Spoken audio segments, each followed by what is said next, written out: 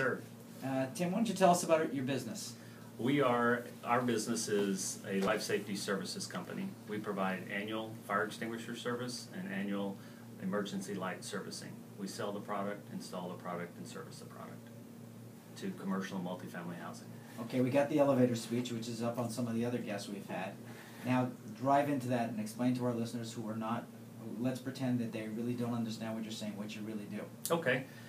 If you were to hire me today to come into your commercial facility to provide life safety services, I would do a walkthrough of your facility. Business, home, No, boat? strictly business.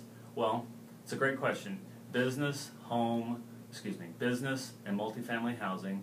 Residential, we do not provide any residential business except for some very high-end that's required by code to have life safety services in them.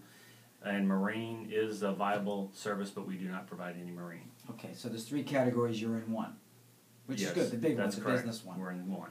Okay. That's correct. So you're walking through my building. Yes, and when we do that, the fire extinguishers are required to be spaced in certain designated areas. But the biggest concern is, do you have the proper apparatus for the proper hazard? In other words, right outside the door here at the studio, you have what's called an ABC extinguisher, which is the standard extinguisher that's located in 99% of all the businesses throughout the United States. And that is an extinguisher that's for all types of services, or all type of fires, whether it's trash, whether it's liquids, or whether it's electrical.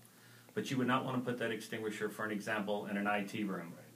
If you were to put that extinguisher in an IT room, it would definitely put out the fire, but you would also damage the equipment was in that room. So that's a big deal. It's a big deal because the fire may be only confined to one component, but when you discharge the extinguisher, all the fans are still running on the other equipment.